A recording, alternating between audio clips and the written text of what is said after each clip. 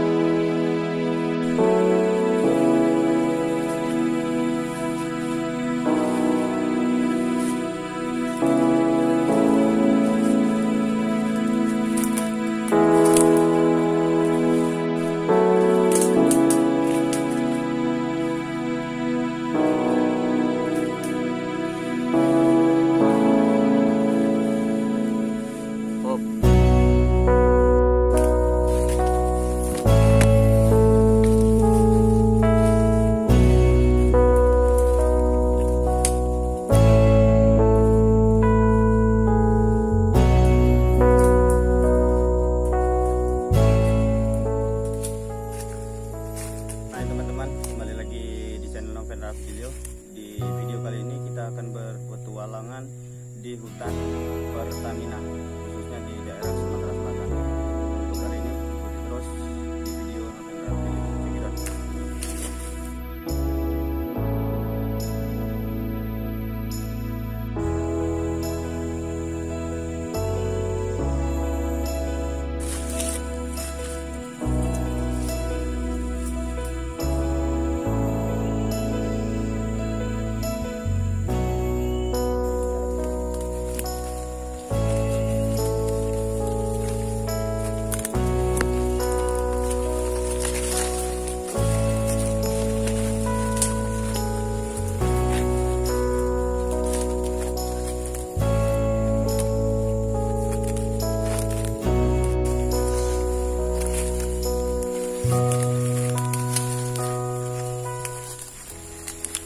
Jadi teman-teman, kita di sini menemukan satu buah sumber makanan untuk bertahan hidup di saat kita survival.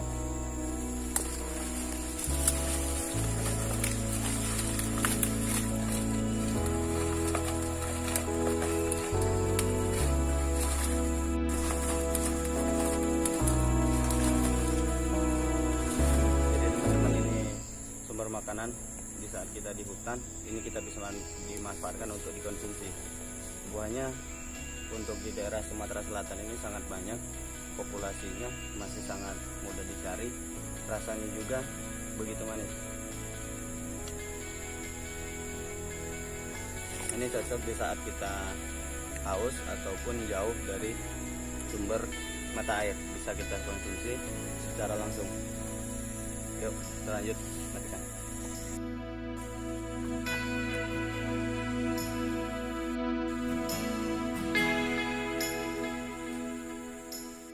Teman-teman, di sini kita menemukan satu buah tumbuhan palem-paleman. Mungkin di sini bekas perkampungan ataupun pedesaan yang ditinggalkan ataupun perkebunan.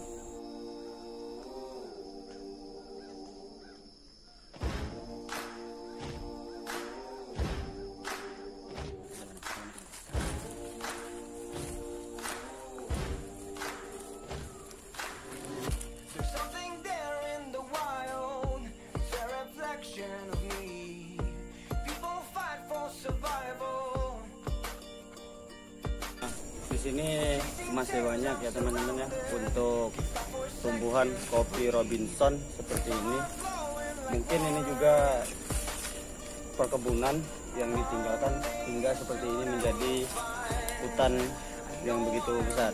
Jadi masih identik dengan perkebunan tapi sudah berbentuk hutan yang begitu lebat. Jadi terus ikutin, kita lanjut, kita cari sumber air. Oke, kita jalan.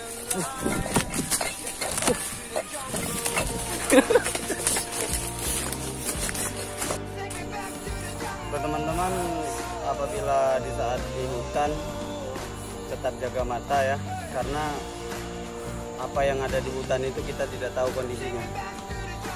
Mungkin tadi tidak bisa direkam ya karena kameramennya sudah lari duluan dikarenakan serangan terhadap hewan buas ataupun sengatan lebah ya. Jadi lumayan ya, lumayan ada 2 titik. Ini masih ada ya, ya. Jadi seperti ini akibatnya ya. Di sini satu ya. Saya juga sudah tidak pakai sendal lagi ini ya. Topi saya tinggal di dekat sangkar lebah. Jadi di saat kita survival lebih berwaspada terhadap lingkungan hutan yang belum pernah kita jamahi ataupun yang belum pernah kita masukin. Jadi kita belum tahu kondisi dan situasi di saat di dalam hutan. Kita harus di saat mendirikan bivak ataupun shelter pohonan ranting yang sudah rapuh ataupun seperti tadi di saat kami ingin mendirikan shelter, ternyata di dekat shelter terdapat 1 buah sangkar lebah. Mungkin untuk pembelajaran kedepannya lebih berhati-hati lagi di saat survival atau bushcraft. Kita belum tahu dan bentuk kondisi hutan yang kita masuki.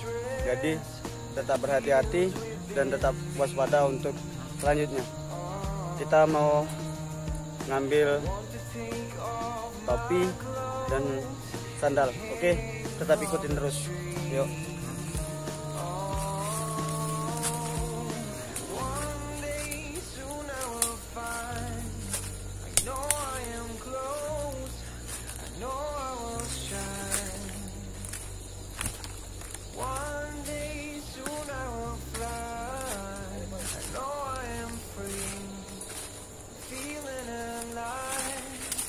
Kameramen saya udah merasa takut karena apa?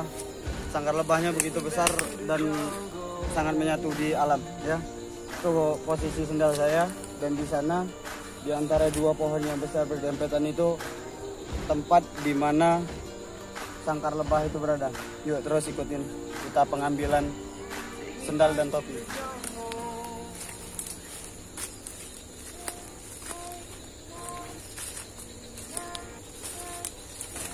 Oke, sendalnya dapat.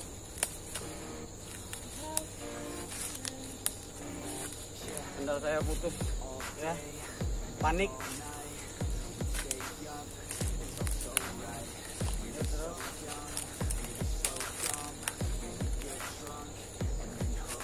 Kita lihat kondisi tempat di mana lebah itu berada.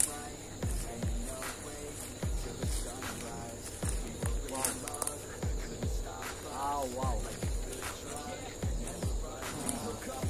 Ya.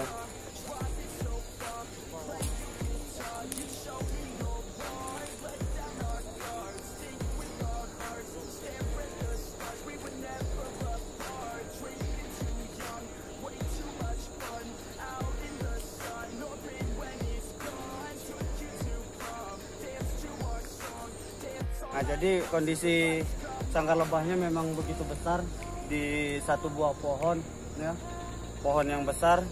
Nah, di situ kondisi topi saya dari bawah sampai atas itu sangkarnya ya. Itu sangkarnya memang udah begitu besar sangkar lebahnya. Di saat saya lewat tadi mungkin mereka terusik atau terganggu. Oke, kita ngambil topi dulu untuk lebih berhati-hati di saat di dekat sangkar lebah. Oke, jangan di skip ya. Kita pelan-pelan.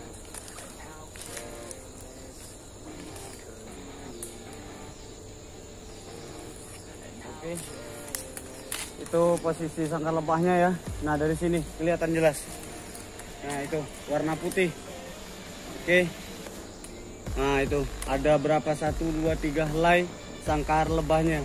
Mungkin sudah 1 tahun atau 2 tahun lebih mereka bersarang di pohon ini. Kita cari tempat lain untuk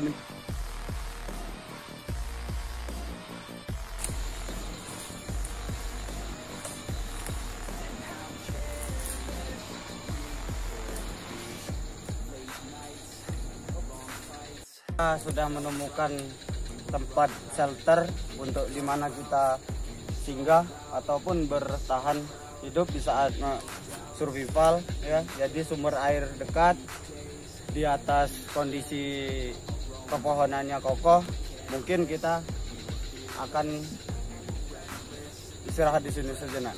Jadi kita akan masak-masak dulu ataupun kita memanfaatkan yang ada di alam ataupun bawaan yang kita sudah ada. Oke, kita lanjut dan kita untuk membentangkan hammock atau flysheet yang sudah kita bawa ya. Jadi di sana ada sumber air atau rawa-rawa, bisa kita manfaatkan untuk mencari konsumsi ataupun mencari ikan-ikanan. Tapi kemungkinan besar di sini baru sudah terjadi kemarau panjang. Jadi untuk ikan-ikan yang besar ataupun yang kecil mungkin belum ada. Jadi kita cari yang mana bisa kita konsumsi di saat survival atau bushcraft.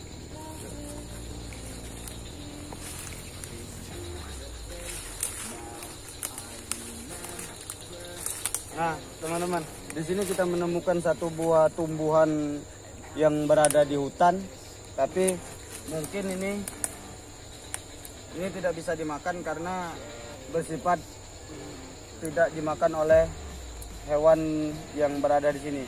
Ini juga bentuknya bergetah ataupun banyak kandungan-kandungan yang memang tidak bisa kita untuk konsumsi.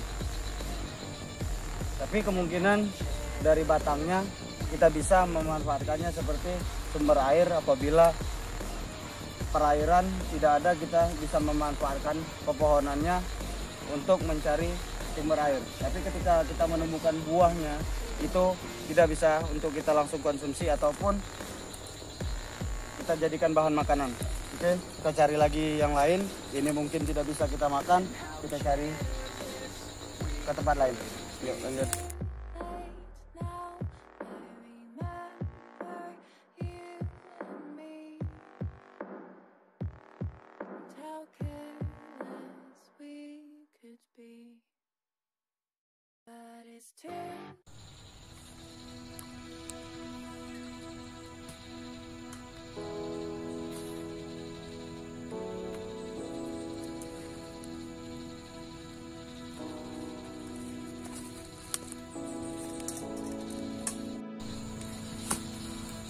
Nah, jadi teman-teman, kita mau masak ala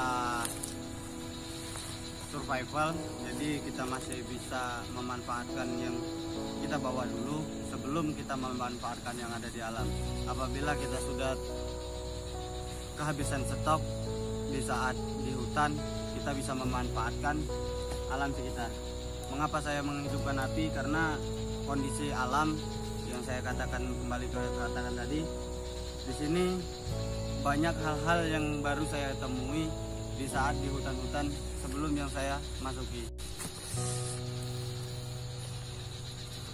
Kita mukbang santai dulu sambil menunggu mie-nya matang. Kita masak mie dulu, oke? Sambil menikmati kopi.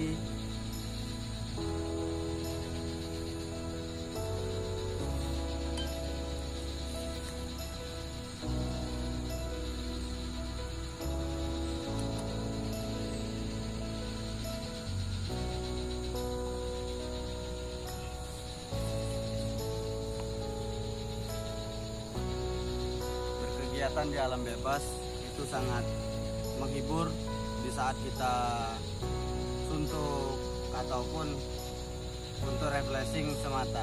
Jadi di hutan itu kita bukan mencari segala sesuatu hal yang berkaitan dengan hal-hal mistis, tapi kita bisa juga memanfaatkan alam sekitar itu untuk kegiatan berkemah, menenangkan pikiran, dan mencari hal-hal suasana yang baru.